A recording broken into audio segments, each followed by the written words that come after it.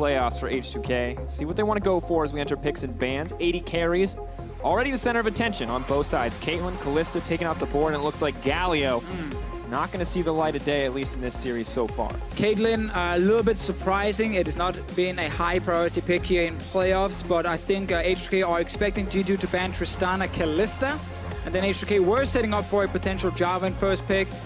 80 carries couldn't really escape that.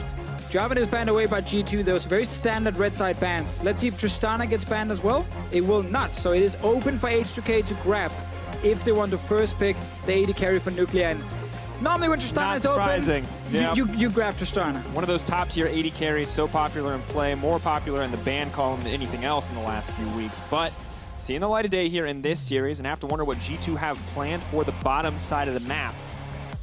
And similarly, when we look at these two teams, I think we inevitably have to talk about the mid lane Deficio and some small differences in champion pool, but you can see where they line up. A lot of differences in performance as well. Very true, but Orianna is key for both these guys when it comes to performing in these big games, but then also a champion like Cassiopeia for Perks was a big pick for him in the quarterfinals for February. We have not seen him play here in playoffs just yet, but obviously from the regular season, his Lucian was fantastic, definitely the best in Europe on that specific champion. And we also know that he can always fall back on Syndra if they want to set up, a little tent around the mid lane for Jankos to just camp Perks. This is the classic. The mid lane jungle synergy paid off well for Maxor and Power of Evil yesterday. We'll see if Jankos and Febiven want to follow suit. However, as this phase rounds out, you kind of have to start to be scared of that G2 composition. 2 tanks already locked in, and we've seen Cho'Gath underestimated at first in the G2 versus Splice quarterfinal, but showing its real value. Definitely still a strong pick. Maokai is still open as a potential jungle tank, but he is lower priority than some of the ones we've seen either banned or picked in this game. Elise is still available if Jankos wants to focus on early game in a game like this one. And Rek'Sai is still an option if you want a bit of early game and some late game as well. Keep trying to sell me on the Rek'Sai, man. I don't think it's going to happen. It actually works. It's not as good as some of the big picks, but it is still fine if you need a bit of early game and some late game. Oh, and I love this Thresh coming through for Che. We've been talking so much about Thresh in recent, or not Thresh, but Che in recent weeks, coming up as a big playmaker for H2K. Now, this just feels like one of his signature champions, but on the opposite side, Alistar is technically left open for Mithy, although you have to imagine Orianna just remains the ultimate priority here in the mid lane. Yeah, I like the pick a lot here from Perks. He sees the blind pick Cassiopeia. The Orianna will still in the late game be a massive threat against her because you can zone her off with that ball placement. H2K are running this super strong backline where they have 2 carries who can just, through very consistent DPS, burn through tanks. But they're always at risk of getting jumped on by a Sejuani at Cho'Gath. You can almost get one shot then by a Feast or maybe a big late game shockwave. So right now, G2 eSports, they have the backline threat where H2K are more focused on hitting the first tank that is standing right in front of them and see how fast they can kill that tank. It's going to take a little while, though, to get that damage in, depending, though. Maybe if they find an early lead, they can start to shut down the picks like the Cho'Gath or the Sejuani before they really come online, before they hit that terrifying gargoyle stone plate moment in the game where they are nigh unkillable. But Zac will be banned away. H2K have yet to select a jungler, and Zac has been one of the premier picks for Jankos this split. And if you are running this kind of combo, G2 are running where you want to try and see if you can reach the Cassiopeia or the Tristana, having a support with some sort of engage, a bit of a gap close that can actually get to them is very powerful. Thresh locked in for H2K though means that they have a very safe bot lane, and we might just see Mithy play Tahm Kench, Morgana, these kind of counter picks to Thresh specifically if he just wants to have a very easy laning phase for him and Sven. And I like that H2K have taken away all those potential late game carries, but one that may have slipped through the cracks is the Sivir. Oh, I like Sivir. I really like Sivir, but again, if G2 wants so much time. That's the thing. If G2 wants like a stronger laning phase, then they will go for like a Varus. But I think this Sivir pick here is very smart with the amount of tanks they already have, and it just makes it even easier for Cho'Gath to succeed because he's running at people. Yeah, he's not jumping. We forget. We all know Sivir, 500 CS win condition. You get there, you probably win the next couple team fights. But more importantly, maybe in the early game is on the hunt with these tanks, Deficio. And we've seen expects Cho'Gath is something to be afraid of. Even if you get a small lead in lane, it may not be enough. However, H2K clearly packing options of their own when it comes to beating that Cho'Gath. Yeah, Trundle top lane here for Uramna is one of the counter picks to Cho'Gath. Takes a bit of time for it to really kick in, but it is still a very powerful pick once we get also further into the game as a big split-pushing threat. We're still waiting for the jungle pick for Jankos. Maokai is still available if he wants to play a tank like that. Oh, this is another one which actually would synergize very well with the Tristana. He's playing it. Oh, Nunu coming in the EU LCS. All right.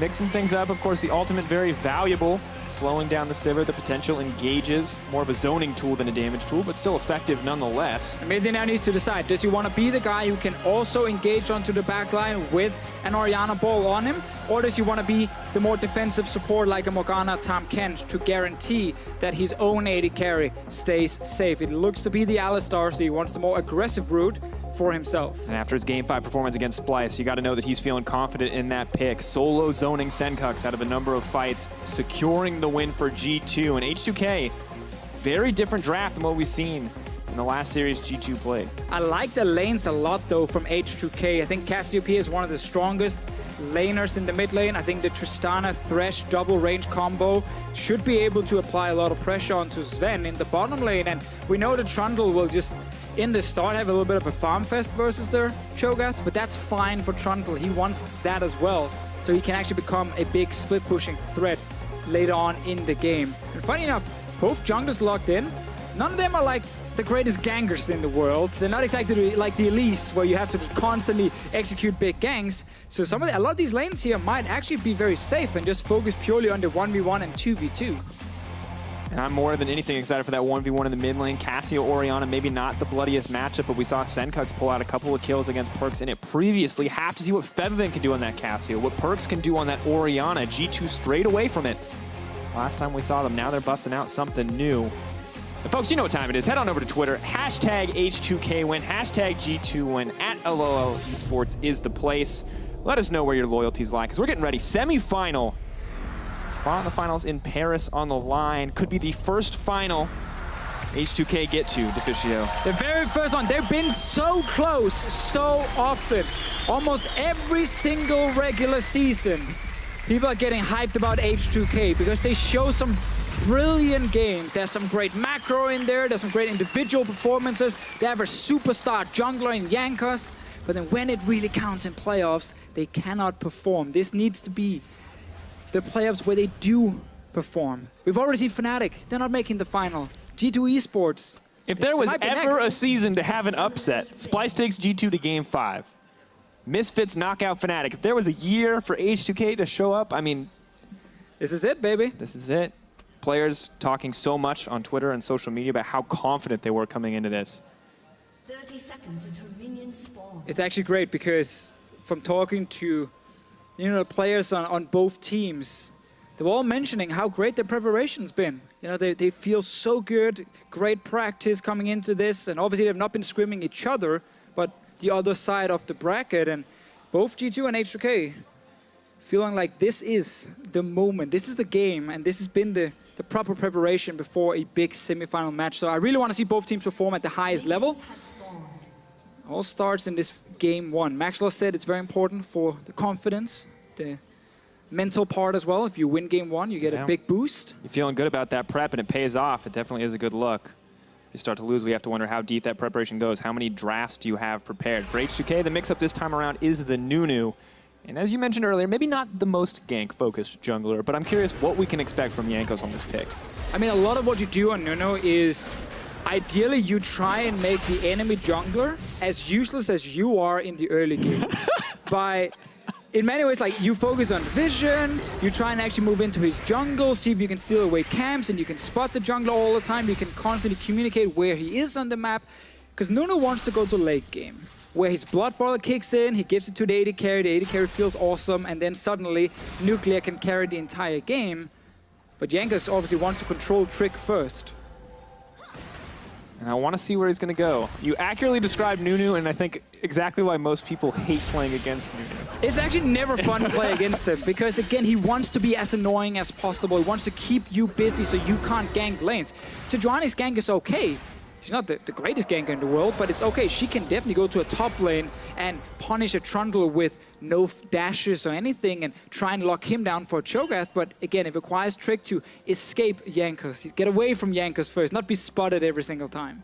And they know exactly where Sejuani is right now, or at least have a decent idea. Che walking up, using that pressure from bottom lane to be safe, but Mithy tries to get the headbutt pulverized. Yeah, buffering the animation there. Oh, there we go. That's step one. Jankos is already in the jungle. Oh, he's moving for more.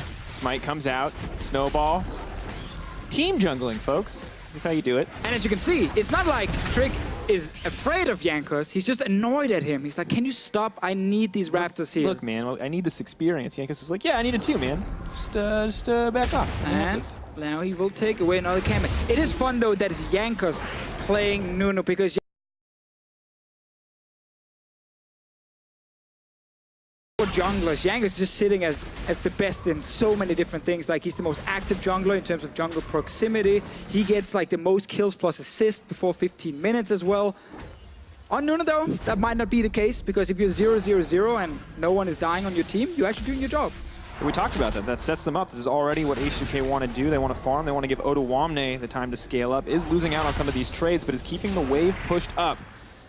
At least for now. G2, however, as they start to invade with Trick, maybe not so content to just let this laning phase go by without any action. Well, Trick knows that his topside camp is gone. He sees on the bottom side there is still a few minions for him to kill, but Che is also spotting that, and he's just sitting kind of stopping Trick from taking anything. And right now, H2K are succeeding in keeping Trick down. He's currently sitting only at level 3, and Jankos already hit level 4, and there's another camp for Jankos to kill on the bottom side. So great start here for the Nuno. Does look good. Catch-up experience, Che's still sitting there being like, I am checking if Trick is here. And this is the thing I love about Che, is that I feel bad for Nuclear, because Che is never there, right, Deficio? But when Che leaves, he's always trying to get something else. He's saying, hey, Sejuani's not going to take this camp. Hey, we're going to figure out where Sejuani's going. And Jankos, oh, he's ganking. Throwing down some pressure. Going to hit him a couple times. All right. Underwhelming, as expected. But Perkz is a little bit more scared now, folks, and you can't underestimate that. Next time that Yeti comes back, maybe he'll have an AP or something. We're waiting for late game, I think. We're definitely waiting for late game. Mithy, he's not waiting for late game. He's already in the jungle. So is Trick. Jankos is around, but there's very little mana on Febiven. Right now we saw Jankos in there to actually help Febiven just clear the wave. But this is going to be a camp now for G2 eSports. So Jankos was called to assist the mid laner. Meant he couldn't continue just power farming in his own jungle, and Trick catches up. Gotta like this from G2, using the pressure advantage they have on the bottom side from Sivir, sending Mithy up to make sure that if Jankos wants to go fight for those Raptors, that he would get taken down. Good use of the pressure in their respective lanes, but no greater advantages yet for either team. As we talked about, this will most likely not be the most action-packed early game, just based on the two jungle picks. And we know with these teams that the laners are very even in terms of individual skill. So we're not expecting Perkz to randomly be 3-0 in his lane on his own. No, it's through ganks from Mithy and Trick or roams from Expect. Like, that's kind of what we're looking at. It's going to be a team-focused game here between G2 and H2K. Yet despite how even it feels across the lanes, across the individual roles, H2K have struggled when it comes to facing down these top teams. We saw it on the analyst desk. We'll see it again now. When it comes to battling the best in Europe, or at least the best from the regular season, H2K have struggled, man. They've never been able to compete with G2, Fnatic, Unicorns of Love, some pretty abysmal win rates. And yes, they dominate everyone else in the standings, but that doesn't matter now. That doesn't matter when you're facing off against another top team. Lane, good trade here. Perkz also tanking up some minions. But to talk about H2K versus the top teams, some of their problems come from late game, where they haven't been able to cleanly execute games and they're losing team fights. Top lane gank, though. Guys, on a look on the stacks. 3 and 4 is going to be the stun up. Spec does have the ultimate. Oduwamne is going to have to flash out to safety. First blood dropping for G2. That's the power of the Cho'Gath. Remember, a few minutes ago, we talked about how Trick could look to gank the Trundle. It's very hard for Trundle to escape, especially when he gets slowed, because, again, he's not providing any dashes. It's a flash and then it's movement speed for him. Trick waited for Cho'Gath level 6 and then executed the gank here. Jankos did not have control of him, because again, after Jankos got called to that mid lane, he lost the camp, and Trick was actually able to roam around the map a little bit more effective, and he finds that one gank top lane. So very important for G2. They get Expect ahead, and they get the Cho'Gath ahead. Exactly what we want in terms of individual advantages. Cho'Gath gets so scary when he has a few extra items under his belt. Jankos gives back a team advantage. Individual laners may not find any kind of edge, but the mountain will help in the long run. Febiven now running mid lane. That's the ulti over the wall. Febiven Not gonna get tagged up. So close, but Trick just a little bit off there. Yeah, both mid laners without flash. Trick, if he had landed that one, could have been an easy kill onto Febiven. Just missed it though. Very close attempt. Jankos did steal away the blue buff from G2, so Perkz right now sitting without it, and Febiven can get his blue buff from Jankos. Should be a bit of an advantage. Maybe just continuing to play aggressive, trying to zone him off the wave so they can find a pressure advantage on the bottom side. We saw Jankos walk past his Raptor camp without clearing that last Raptor out, so maybe a bit of a fumble. Not going to cost him much more than a bit of gold in the long run. But also to go back to the Cho'Gath getting the kill, we have to remember G2 left Tristana open and traded that specifically for Cho'Gath. They gave it over to Nuclear and said, you know what, we're not afraid of you on this champion and we need expect on Cho'Gaths. Because what you can do here, even in matchups where there's a split push on the other side, Cho'Gath, after 25 minutes, or even after 20 minutes, can just run to Baron with his team and just start the Baron and force a split-pushing Trundle to move towards the Baron and take a team fight. And G2 have drafted pure team fight. There's nothing on this team that says side lane split push. This is a Sivir Cho'Gath Alistar comp. Yeah, this is the definition. So much team fight. Let's see mid lane. They use flash here. Okay.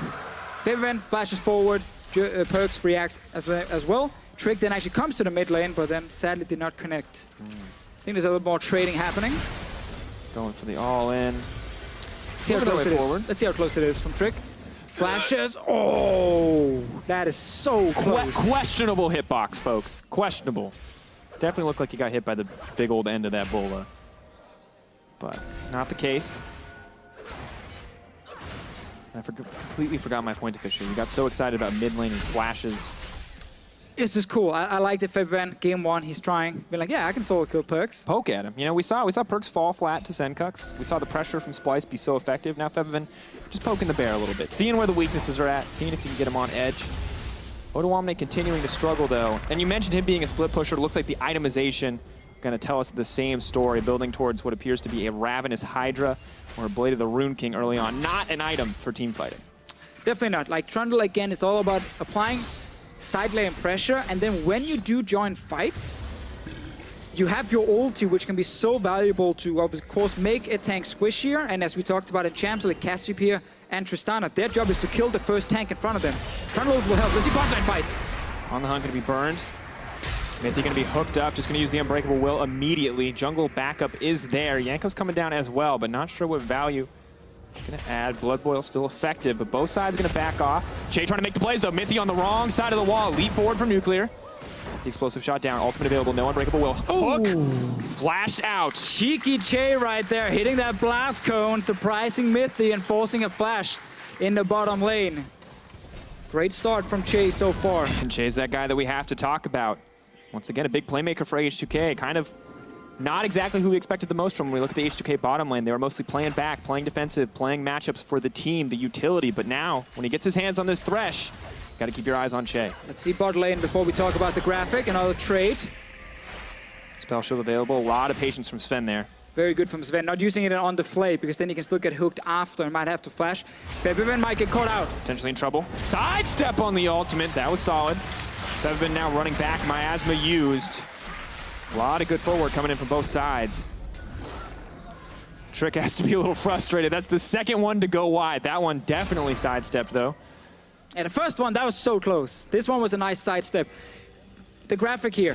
Look in the middle part. Jungle proximity, 20%. That's between Che and Jankos. This is the most for supports in EU LCS. He spends so much time leaving the lane, teaming up with Jankos, invading the enemy jungle, ganking mid lane for Febiven. And they apply so much pressure together when they win the lane. It does mean Nuclear is kind of left on his own. But as you can see here, Che is also getting the most kills and assists for support before 15 minutes, meaning it pays off that he actually joins up with Jankos and they make these plays together.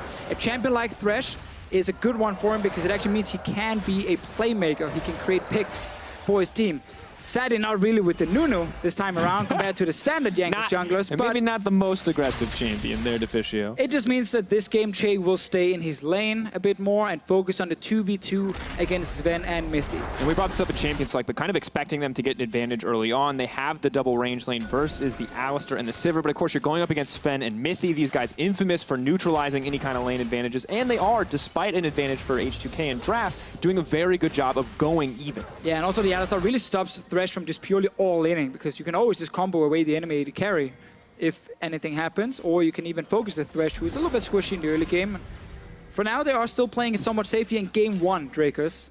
No one is going over-aggressive just Okay, I yet. can't stop laughing. He just walked by to Blood Boil. This champion makes That's what Nuno can do! He's gonna steal the blue buff though. Trick is trying. Third time? Point blank. No, he's not ready. 5 seconds. I'm gonna take it. Going over the wall. He's gonna see the blue buff might be going away. Jankos. Flawless consume smite combo. Perks, not been able to get a blue buff so far in the mid lane. Yanko's been stealing away 2 blue buffs now in G2's jungle. Once again, making sure that this Nuno is doing its job. Expect roaming towards the mid lane. Flash is available for Fabian, but you can flash silence on a Cassiopeia, and then you can actually hit her with the CC. I'm not going that aggressive yet. Jankos applying more pressure on the bottom side, using the Blood Boil, trying to find these small edges over the G2 lineup, and now it looks like it will be the 3v3. Trick is moving forward. Ultimate comes out from the Nunu, dealing out a decent amount of damage. Now pulling back. TP has been utilized. Orianna is here. Cassio coming in on the backside. Sees an opportunity for the ult, but it does not connect. TP behind. Shogath on the way. Nuclear and Odoamne need to make it out of there. No one going to get hit by the Rupture. Now Expect is in no man's land. He's trying to pull back. He's going to make it out to safety 4 now. The fight has restarted. That's a 3-man Shockwave. They're moving for a little bit more. Jankos is in trouble. Nuclear and Odoamne untouched though. Trick taking so much damage in exchange. No one has died yet. And they all escape. Everyone walks away, but H2K, they're close to the Drake. They're starting it. They already picked up 1 Mountain Drake. They have a Nunu and a Cassiopeia for late game Baron rushes. Double Mountain Drake to help. H2K can suddenly look to force the big objective later. This fight though, all started in the bottom lane. TPs came in, mid laners joined, and no one died this early, so we gotta look at summoner spells instead. Che used his flash, so did Febivin. On the side of G2, Expect, no flash, Trick, no flash, Sven, no flash. So small advantage in terms of summoner spells for H2K, and they got the Drake after. A decent amount stacked up. Jankos unfortunately not able to finish the channel in this fight, but very close to doing so. Does stop Mithy from Trick from pushing into the backline, and honestly, that ult missing, that could have been the clutch moment for H2K to actually win the fight, but Exactly, just missed it, but then Trick dives in without ulti, barely any mana. Sven couldn't really join the fight yet, and a good shockwave from Perks to try and put it in favor of G2, but they're all kind of just hitting what's right in front of them, and Sven finally joins the fight here towards the end, and then realizes he needs to flash away. G2 eSports could not pick up a kill, and H2K will be happy with that, because again, they got a second Mountain Drake. But we have to look at that fight. If that fight had occurred 10 minutes later in the game, 1 more item on the Orianna, 1 more item on the Sivir, that shockwave would have single-handedly won the fight, and Sven would have had the damage to clean up. So H2K have to be careful about picking those fights against G2. You talked about it already. G2 are built to fight. H2K don't quite have that same luxury. I mean, the only difference for H2K is they have the Trundle top instead of this big, strong, massive tank who can just one-shot someone in Cho'Gath. But again, the Trundle with his ulti will add so much value in terms of the damage from Febivin and Nuclear on the first tank they're trying to kill. It means G2 needs to kite in and out with their tanks when they get ulti by Odoamne here. And also, of course, the Trundle will be hard to kill during that ulti phase, because if you use your Trundle ulti on a Sejuani before her passive is procced, woohoo, that's a lot of stats. And pop it in the end with a little bit of damage, but Rift Herald will go down uncontested. G2 a little bit behind on the first tower trade, so first tower advantage given to H2K. But a tower in the Rift Herald will be given to G2 as Sven collapses on the top side. Odoamne's here. Might actually deny this in the end. Delaying the gold spike for a little bit. Tiamat makes it pretty easy. But Odoamne definitely not winning out on that exchange. He's a little bit squishy, and of course he just wants to kill the wave. He knows the tower will die, but he's trying to buy time for Nuclear in the bottom lane. Nice buffer again. I keep wanting to get excited, but every single time he gets hit by a CC, he makes it out. And now again, they're pushing mid lane. Mithy is just behind H2K. We're setting up for some very big fights soon, but so far the teams have had a few, and now they're just trying to push down towers and get the gold advantage. All for Odoamne. He does not care about Sven one bit. Just wants to clear the creep wave, just wants the health to do so, but Mithy's on the way. They're just going to pull back. We have to remember, H2K have only 1 member top, 4 members on the bottom side. Perk's potentially going to get picked off here. Ice Ball moving forward. It's going to be hard to make it away from that one. No ultimate moving forward. That's going to be a kill back for H2K. It's not over yet. Locked up into the tower. Jankos set to fall. No heal available. That's still going to be the 1-for-1. Trick fires back, and Sven finally going to get the topside tower. But right now, we have had H2K hit the mid tower for quite a while. They're still trying to hit the bot lane tower as well. G2 finally killed that top lane tower. Odamne, he bought so much time for his team in a 1v2 situation. Did have to see the tower fall though, and we got to see how much damage H2K got on mid lane tower. Down to about 50% HP, and the bot lane tier 2 tower on 40% HP. So no gold yet for H2K, but at least some work was done. Really solid play by Nuclear. Got, of course, the shockwave earlier, knowing that now that they can punish. And he just knows. He knows there are 2 members top lane because he can see them with the minion wave. He knew Cho'Gath was mid lane, so the numbers advantage in their favor. And this time, Trick hits the ultimate. Yeah, may not be able to hit Bevavin, but he can hit that cocky Nunu running under the tower. It's a good play in the end. Very small gold advantage for H2K. What is arguably more important than that at this point is the fact that they have a Nunu, a Cassio, and double Mountain Drake. Baron, a very real possibility very early in the game. And we have another Mountain Drake spawning Drakers. Could be 3 in a row for H2K. Both teams are trying to set up vision before it even spawns here in 1 minute and 40 seconds. Mid lane tower is an option for H2K, seeing as they already did so much work on that objective. They just need G2 to step away for a few seconds and the tower will fall. Nuclear, though, as we check in on the lanes. Neither team looking to go for anything more aggressive. Nuclear continuing to build a CS advantage for himself over Sven, courtesy of the side lane. And Odoamne uncontested on the top side here. Let's remember, he can bite down the towers as well to make it even more effective for Trundle to sit in the side lane. And this is what you want when you pick this Trundle. Get that tower down in his lane, create longer lanes for him to move around in. And while again we talk about G2 having that pure teamfight comp, H2K's teamfighting is also very good because they have these massive carries in the back, and one of them is being buffed by a Blood Boil. It will just be a little bit harder for him to execute because Nuclear and Febiven need perfect positioning. Trick spawning the Rift Herald just over the wall. Minions are getting pushed in now, but the Rift Herald will just be on its own. They have been falling out. Odoamne is going to be here to clear this one out, but now Trick potentially in trouble to flash forward. The Flay not going to connect from Che. The hook not going to connect either. That's got to be embarrassing. Goodbye. Dodging out. Nunu looks for the disengage, but Che, that one has to hurt. Misses everything, and it costs him his life as well. Going for the big play against a no-flash Orianna, and they're not even getting close. That's a free kill for G2. A lot of damage on mid lane tower, and tables have turned right now in the mid lane. Looks to be G2 picking up that big objective. Grouped together now to fight. No Rift Herald to back him up has been cleared out, but the tower lower than ever. No shockwave from Perks. Can't really afford to initiate a fight, but both teams, once again, just poking at the weaknesses, looking for opportunities. A few kills here in the favor of G2, and now expect... Looks like he didn't want to give up that, but now they're just going to move on to the Baron. This is incredibly early. Again, double Mountain Drake, but they don't have Cassiopeia here yet. They don't have Tristana either. Mithy all alone. Flashes as soon as he makes it out of the miasma. Is going to need to try to make it to safety. Pulverize. Looks for the disengage. Che over the wall. That hook is going to connect. Moving forward. The Flay. Mithy trying to run for his life. The Blast Cone. Che making it out to safety. Sven is over the wall. Trick trying to hunt down the support. All on his lonesome, but that's advantage to H2K. So H2K rushed the Baron here to force G2 to react and then just turned instantly to fight him. They can start Baron again with the double Mountain Drake.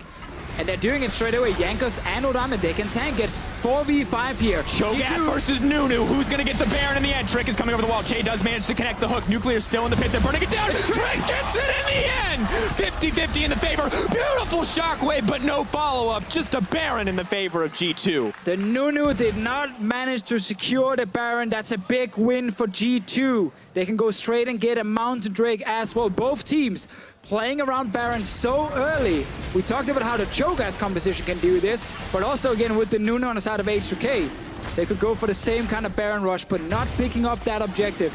It hurts so much because this is now a massive advantage for G2 and their insane late game scaling comp.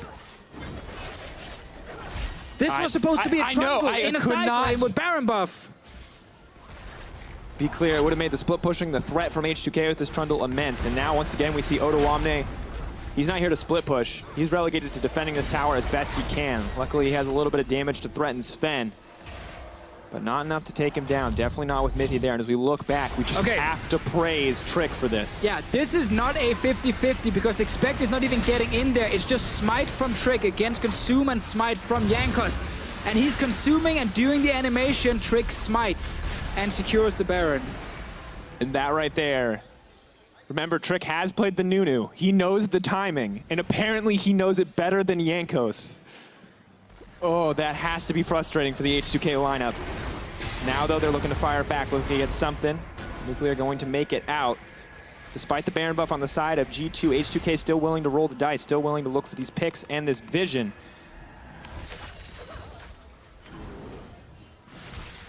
Moving forward, Baron buff going to be utilized. Usually we see it to break all the tier 2s. Look like just a tier 1 this time. H2K going to have to give this one up. They know they cannot afford to fight here. Just make their deficit even larger. 2K in the favor of G2, 23 minutes in. It's not everything, but it's a solid start for a team that wants to force these fights. Baron buff going to make it that much easier and should allow them to continue to extend the gold lead. Basically what happened for H2K was the Baron got too low before the Consume Smite was started by Jankos. It was all the way down to about 1300 HP. So by the time the Consume connected, there was actually time for Trick to smite right after. And now it's just split pushers on the side, Cho'Gath versus Trundle in the mid lane. The rest of the teams focus on the bottom side, looking for those tier 2 towers. G2 now just going to move up into mid, use that wave that Expect has pushed forward. Nico's trying to threaten, backed up by Otawamne, but Trundle may be king of the 1v1s, but definitely not tanky enough yet to fight multiple members of G2. And after Trick with that hero play, you can see how it's G2 pushing down every single lane with the Baron buff. 3k gold advantage now. Trying to get towards the third item as fast as possible on the big carries. They're getting some damage mid as well. Zoning ulti from Trick. Just wants the tower. No one can afford to push any further either, courtesy of the miasma from Febvim. But we've seen G2 here before at Officio. This is the point you never want to let G2 get to. Give them a gold lead, give them a team fighting comp. It feels like it's almost impossible to come back. Only Splice was able to do it, and only with a very cheeky combo. Morgana and Camille alongside a Galio. Well, in this game, it's on Febvim and Nuclear to be the big carries in fights. Nuclear will get all the resources, all the tools to try and carry a late game fight as Tristana, but the problem for him is he's not dealing with 5 squishies right in front of him. There will be massive tanks. One even has an ulti that makes him almost unkillable on his own. So it will always take time for Nuclear to kill the first tank. He will need Febvim to assist him, and while they're busy doing that, they're kiting away from the damage of perks. The potential combo from Mithy that knocks someone up, and then maybe Sven gets in range to kill them. So Nuclear and Febvim are in such a tough spot where if they just for a moment step out of position, they will get engaged on and they might die. But if they play perfectly, they can still do it. So we're really looking at these two guys. The rest on H2K, they need to try and zone and keep them safe. The good news is that despite the deficit, they're doing a decent job of keeping up in itemization. No boots for Cassio, but the Tier, the Morello, the Abyssal Mask will mitigate some of what Perks, Trick, and Expect are trying to bring to the table outside of that true damage. In the AD carry department, a little more damage, a little less attack speed for Sven, but Nuclear on his way to his third item. We see some trading between the two tankiest members of each of the teams. Blastcomb was used by G2, they're down bot lane. Otawamne running is going to use the ultimate. Subjugate giving him a lot back. We'll make it out to safety. Trick, though, wants to continue this. Lantern, bring the team back. And now we have G2 again with that 4k gold advantage, but we have to remember, that just started now, that little snowball. 5 minutes ago, H2K were in a great situation. They started the Baron. It looked like they would secure the Baron with the Nunu. They could have been the team now pushing down some of these outer turrets and getting the gold lead. But then a Baron steal from Trick. Key moment now gives the advantage over to G2. The game is not over yet, but there's a big shift happened from one play. And we have to praise Trick for the smite, but at the same time, this is the high-risk, high-reward play that H2K took. They gambled. Did not pay off for them. Small execution errors count against them, and we mentioned how important it can be to win this first game in a best of series, especially when you're H2K, a team known for kind of cracking under the emotional pressure, whereas G2, yes, Perks was shook up last week, but you heard Mithy. He wasn't even worried about going to 5 games. He was worried about a single misplay he made in that game 5. Still though for H2K, we've also seen them bounce back here in the summer split. They've had moments where they would fall behind. Think back to the Misfits series during the regular season. They were down like 8,000 gold at 15 minutes, and yet the team actually managed to bounce back through some really good team fighting and good shot calling. So we saw much better late game from H2K towards the end of the summer split. And they need to show that in this game here, despite some of the struggles they might have against the massive tanks on G2's side. This is one of those games where they can really show us something in terms of their late game team fighting. And we saw in those clutch moments, Odoamne was the one who carried the team. He's on a trundle, maybe not as flashy of a playmaker as the Camille, but maybe this is the time for Nuclear to step up, for Febiven to step up and really show us those carry performances. Febiven, no doubt, he's been a rock for H2K. Consistently a reliable damage sword, consistently good, but haven't necessarily seen those same clutch moments from him. Odoamne is sitting top lane right now, keeping Expect busy. 4v4 around the mid lane. Mythy just off to the flank, but Odoamne will do well in the 1v1 if he gets enough time. It still takes so much time, Deficio. Baron is alive again though, and we will see the two teams play around it. They can both rush it down with their comps. Cho'Gath on one side, Nunu on the other side. They're gonna try to burn it down. Cassio's there, Tristana, Nunu. Is this the time? Expect ready to go over the wall. Miasma not gonna block any entrance to the pit. Looking to get this one. Will H2K secure it? They get this Baron! Now they have to get out of the fight. A shockwave gonna be used. It's gonna connect onto two. Multiple members look set to fall. Mythy going to be pushed out of the fight by Nuclear, not giving him a chance to make any plays. Odo, he may just be the sacrificial lamb, but can the rest of H2K escape? They got the Baron recalls. They're using them. Jankos is out. So will Nuclear. H2K, after losing the first one, with G2 right next to them, they're like, you know what, guys? We're going to do it again. That right there, Official, that is the definition of ballsy. That was an insanely confident play. I would even call it cocky. If it had backfired, I would have called it dumb. But it works out for them in the end. It shows confidence, though, and it shows they know, okay, this is what we want to do with our comp. Even after the first misfire, they go for it again. Expect flashes in, Feast is ready. 1400. And then it is boom, Jankos who secures it. Flawless timing. Jankos may have messed it up the first time, but he gets it right. And unfortunately, hey, Sven got the Rift Scuttler. Courtesy of the Ricochet. Someone had to die for this. Odoamne would be the man that sacrificed. Everyone else got out. So now, H2K with the Baron buff. They lost about 3,500 to 4,000 gold last time when G2 got the Baron buff. It's time for H2K to get it all back. See if they can now even this up, Deficio, because unlike last time, when G2 got a Baron, they almost instantly got a gold lead. H2K is still fighting back from a gold deficit. Double Mountain, yeah, it helped them get that, but it doesn't match the Infernal and the Mountain on the other side for G2, and more importantly, that terrifying Cho'Gath. Stone Plate already completed. He's a tank, he's a damage threat. He may be immobile, but other than that, he's got everything you want. Well, that's why you give him Righteous Glory and a Civil ulti, and hopefully he gets in there if you actually give him enough movement speed. He's got 9 stacks too, so definitely looking lethal, but just Tristana things. I gotta say, Drix, like, this first game is exactly how I expected G2 and H2K to be. Not a lot of crazy early plays, but actually just like composition with a lot of scaling, and then they're trying to just play slow and steady. The Nunu Cassio Double Mountain 20-minute Baron, that didn't qualify as crazy. I said early on, not the 20 minutes. The first 15 minutes went as expected. I love the Baron calls though from both teams. That's just, they know exactly like, well, for both, I say from both teams. I mean from H2K, obviously, because they're the ones starting the Baron. A lot of confidence. Woo, Nuclear.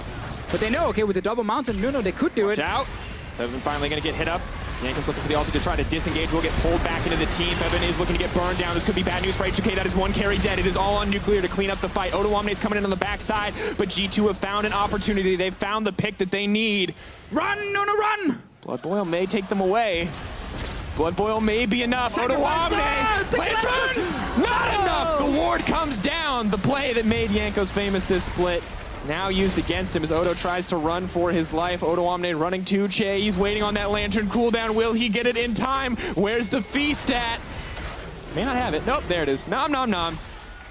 G2, man. Oh, there's so much CC and movement speed to just keep chasing after H2K. All start in the mid lane. Febiven had no flash, and Trick finds a good ulti. This Sejuani pick has really been playing off for G2. You can see Jankos, he tried to disengage, he tried to use the absolute zero to stop anyone from advancing, but Perkz doesn't have to get that close. He attaches the ball and makes things happen. I mean, Trick just making the call, dashing, flashing forward, and he knows that Cassiopeia without a flash, if there's no one in front of Febiven to take that ulti, well then Febiven will die instantly, and H2K know they have to just run away because the tanks, it takes too long for Nuclear alone to kill them. Nice little chase, and it looked like Odoamne was going to be sacrificed at first, and then double wards on the Lantern. He did not auto-attack either of them. And Odoamne did. You can still click, I hear this actually quite a lot, you can still click on the Lantern, it is just much harder to do, which is why the wards are still effective. If you bind movement only click somewhere, You can actually click the you can Lantern. always click the Lantern.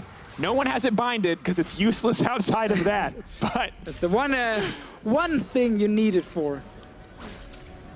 Well, now, G2, I think we have to praise them, did such a fantastic job of neutralizing the Baron for H2K. So even after the ballsy play, the second Baron for H2K, they're still 4K down, and G2's keeping them there. Only 576 gold given over to H2K in the end after that team fight going so heavily in the favor of G2. And we got another Infernal spawning. There's a wave pushing top lane that Febiven needs to kill. This, of course, gives full control around Dragon for G2. No flash from Trick this time around, but Mythi's starting the fight. Headbutt pulverized. Nuclear trying to make it out to safety. The No ward input again. buffer on that one. Thresh cannot save the day. It's all just prey at this point for G2. Easy to run him down. Just going to move under the tower. No one is there to save him. G2 dominating. Second time where G2 plays a ward on that Lantern and H2K not able to click it. Nuclear ends up dying. Flash used as well in the fight. And G2 going straight for this turret. Breaking the inhibitor line. Exactly what you want. But Odoamne, he's going to fire back. He's going to get that bottom tier 2 in his team's favor. But with an inhibitor open, it gets so much easier for G2 to play the map. One constant source of pressure there in the mid lane. And they already have plenty of pressure in their favor. You can see the aggressive engages coming out left and right from this G2 lineup. It's one of the things we mentioned in Champ Select, how G2 have so many tools of actually getting onto H2K and often onto the carries. Fight just before was Febiven. We just saw Nuclear here in the latest one get caught out by Mythis engage. And Che are not able to save them with the Lantern. So you have G2 just with so many tools to start fights. And they're using them. That's the key thing. We've seen other teams also have good engage, but they're not being proactive enough with how to actually start a fight. Trick here flashing forward. He's going for it. Mythi as well. It's great to see that G2 are able to utilize the engage. But Baron is spawning in 40 seconds. I have a feeling it might get rushed down again. Might be the case, but you bring up flashes is a good point because Che and Nuclear both burned theirs in the last engage, so that's going to definitely be a disadvantage for H2K. Maybe a Lantern will finally go clicked in one of these fights, but you can see the control wars in the inventory at G2, and most people would call those for vision. I call that counterplay as the On the Hunt comes out. That's going to be stunned up onto Odoamne. We'll have a chance to use the Subjugate shortly. Slowfield goes in. No one going to get knocked on the Rupture. They're all getting pulled in. That's the 5-man circling, moving forward. Sivir on the way, but a beautiful disengage from Febiven. I don't think it's going to be enough. Sven takes down Jay.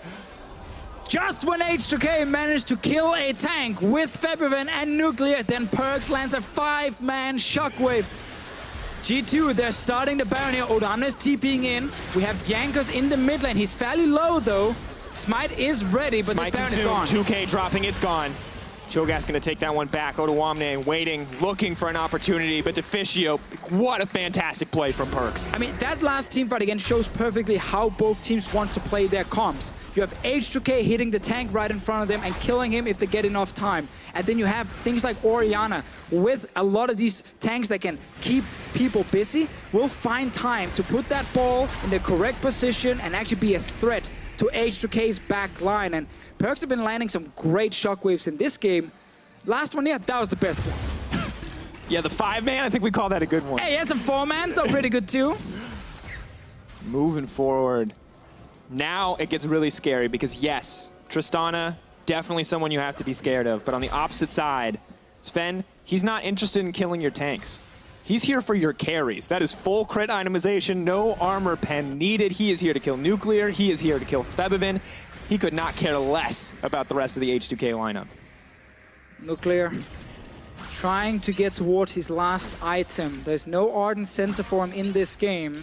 Technically, you could get it on Nunu with Stoneborn, but it has not been the choice for Jankos. He needs some tankiness for himself, meaning that is just a Blood Bar, which I think is enough already for Nuclear. Interesting to just to see H2K put so much pressure on Nuclear. Hasn't always been the center of attention, but has been performing well so far. 2-1. Excellent buster shots to disengage some of these fights, but unfortunately, they need a little bit more than disengage at this point for H2K to bring it home because G2 are still applying all this pressure. They're running straight at them. On the hunt, Hughes, Nunu all going to try to find the disengage, but they're just going to eat through Jankos. No hesitation. Nuclear is free, hitting onto the back line. The two-man engage coming in from Perks. Shay now knocked up, knocked down. G2 looking for a little bit more as the double kill drops for Expect. H2K, they're running for their lives. Not a single member can afford to get hit by anything, where this game could end in the favor of G2. They're gonna go for more. Nope, Mythic gets denied right there. Perks and the rest of G2 looking for the Nexus turrets. Clear doing what he can, but the command, attack, the dissonance, zoning him out completely. Keep your eyes on the ball. Nuclear and Febivin cannot get anywhere close there. One tower at a time. G2 looking to make a statement here. Making it slowly but surely as they look to break down this Nexus. H2K hoping, trying to get something back. We have to keep our eyes on Nuclear, but that's just Expect going godlike. 14 kills to 3. A dominant game one coming in from G2. And this was one of those G2 games where it was not about the individual player standing out. It was as a team. They all had highlight moments. Shockwaves from Perks we saw here. Good engages from Trick and Mythy, and Expect being a monster in every single team fight. Unkillable and always a threat with the feast. And you can see it pays off. The early priority on Cho'Gath, giving up to Tristana. A lot of people would have been skeptical, but when you see the results, you can tell Cho'Gath might deserve a little more attention in that ban phase. Cho'Gath, when you actually build a comp around him, that makes him even better. The Sivir pick Cho'Gath was so good. Sejuani to start Sivir. fights with the Alistar, Sivir to buff up the Cho'Gath movement speed. So even though we had this kite comp from H2K, they wanted to kill the first tank, they would never get time to do it because there's so much mobility and engage on the side of G2. Just a very smart draft to try and counter the first pick Tristana and then the second pick Cassiopeia from H2K. And here's the thing is, Trundle drains a lot of those resistances. You don't have enough time for it to drain those resistances. Anyway. It doesn't matter. You don't have enough time. And if you lose one tank, as we saw in the fights here, if you get enough time as an Orianna, you should be able to find that one shockwave that can actually just kill one or two guys on the side of H2K. And how are you going to get on top of that Sivir? How are you going to get on top of that Orianna? Sivir, yeah, you will never actually kill her in the start of the fight. Anyway, this game was still super, super close, where the 20-minute Baron was obviously huge for G2. They managed to steal it away from H2K, and then H2K picked up a Baron, and in the following fight, they ended up losing Febivin due to no flash, and suddenly H2K could not utilize the Barons. Yeah, definitely an insane back and forth. Well, we've seen a lot of action so far, and there's more to come. Tweet your big plays at LOL eSports with the hashtag EULCS and tell us what makes your highlight reel. Maybe a Baron steal coming in for Trick. Well, G2, they've kicked things off with a win. Let's get some insight from our analysts on that game one. Thank you very much, Drakos. And well, with a Nunu in play, obviously it's going to be a lot about the objectives all throughout the game. And we just wanted to highlight that first off because we also looked at Jankos and Trick as one of our featured matchups. Max Lore, Trick knows Nunu very well. What does he change in his approach to the early game and his clearance when he plays against this Nunu? So Trick should know that the main objectives of this Nunu is with the winning lanes that he has to basically find Trick and stop his presence on the map, as well as try to secure the neutral objectives such as Drake and Rift Herald. In my opinion, Jankos did a great job securing the Drakes, and he stole 2 blue buffs, which was really good. It always allows his mid laner to pressure. However, the big thing this game was that H2K did not get Rift Herald. Yeah, what we saw was that during the early game, H2K, they seemed to have a really good momentum. But then we saw a couple of slightly weird plays from players like Che, who went for that flash hook in the mid lane. All of a sudden, we've just lost one of our members. Now we can't contest things like the Rift Herald. And also, I don't think they were super quick to try and move around the map. Something that we were discussing during the game was we expected H2K to potentially go for that swap a little bit earlier to then try and put more focus on that Rift Herald. But it felt like that their onus was not on trying to get that objective early on. Yeah, I do want to turn this around and then also praise the presence of mind of G2, knowing, all right, we have lost that first objective, we have lost the first tower, we didn't get the Mountain Drake, but we know that we have to get Rift Herald, and later on, we know we have to push that mid tower, and what we're going to take a look at now, we know we have to get that Baron, even though they probably didn't expect H2K to start it that early. One of the big things that G2 realized was, okay, there's a Nunu, there's a Cassio, there's even a Trundle, there's a lot of threat for H2K to try and sneak this Baron away, so we have to make sure that we have good vision around it. So H2K, they do a great job of punishing G2 as they're coming to get this vision, but then as H2K commit to the Baron, that is where we see Daddy Trick finally coming to play. Yes, it is no longer Brother Trick, it is Daddy Trick. Daddy Trick outsmites a Nunu.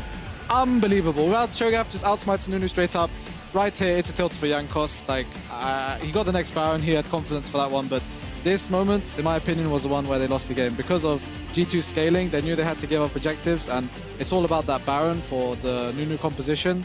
They didn't get it. G2 win the late game. Yeah, And off that, also they get just- the mid tower as well. They get the dragon, as we saw. Yeah, and it was just really good timing as well, because you could see that the smite came out from Jankos, and then just as the consumer's about to come, immediately the smite from Drake. Just really good awareness and mad props to him. Fantastic. I want to watch or look at this in the context of the game and the mentality that we talked about, the mentality of H2K taking down the top teams in those key moments, and Jankos as a person who now on a Nunu, which your most important job is to secure those objectives, then this happens. So hopefully they can bounce back. You said, well, they went for the Baron after and got it, so that should have helped, but how much do you think it will influence him? Well, I guess he got the second Baron, so I don't think it'll be that influential for him. However, I do believe the second Baron should have gone to G2 because they had more smite damage with Cho'Gath ultimate and the smite from Trick, but they didn't communicate what HP to smite stat, and so at the end of the day, the Nunu just got it. The Nunu got it, but it was too little too late. G2 had a good team fighting comp as well, and we have to praise Perks. You guys did say, well, it's easier to hit that 5 or 4-man Orianna ultimate when everyone's grouped up, obviously, but he did it very consistently throughout the game. But it's just so impressive to watch. Perks, he was a guy that we gave a lot of criticism towards during the regular season, but we talked about clutch players, and already coming into game one, landing so many multi-man ultimates consistently throughout this game just demonstrates how much of a clutch player he can be and how he can swing a lot of those fights in G2's favor. Yeah, I do think we're going to take a look at some of those late game team fights where the entire team is able to wipe out H2K. So Maxlor G2 must be feeling pretty good about their chances, knowing that, well, they lost some objectives in the early game, they kept a cool head, and they win those fights late. Well, it was kind of like G2's draft going into it to have like 2 or 3 losing lanes, not sure about top lane matchup, and a Nunu to just perma invade you. So yeah, they were just hoping to get to mid late and praying that H2K don't play perfectly, which was like the whole point of H2K's comp. If they play it perfectly, they'd win the game, and G2 couldn't do anything about it. But Thresh getting caught or them not securing Rift Tower, these mistakes slow down the game, and so G2 can get to that mid-late game and demolish H2K. But also a very subtle thing, that the lack of cleanse on Febiven too was also a big contributor that allowed G2 to find a lot of optimal fights, because they had a key target that they could just focus down every time. There was nothing that they had to be afraid of, and I think that Febiven coming into game 2 needs to respect these kind of CCs moving forward. Yeah, we'll see what alterations they make there. 2 things I want to see or want to ask your opinion about going into game 2. First off, G2, they felt a bit shook up after that Splice series, but now having that behind them and having such a good comeback and a good game here in game 1, do you think this has now unchained them going into the rest of the series, Maxlor? Honestly, I don't think so, because they still went for a really kind of safe composition, and by safe I mean just relying on the enemy team to make mistakes so that you just by default win late game, right? I feel like if they had confidence, they would have at least picked like 1 winning lane or something to kind of help them in the early game, instead of just relying on H2K to mess up. Yeah, we'll see if they change that, and then I want to turn that on H2K. The Jankos Nunu pick was obviously they had a game plan. It kind of failed in this one. So do you think they'll be inclined to say, all right, just go for something that can snowball your lanes early? Well, without a snowball, then another champion. And gank is more gank heavy.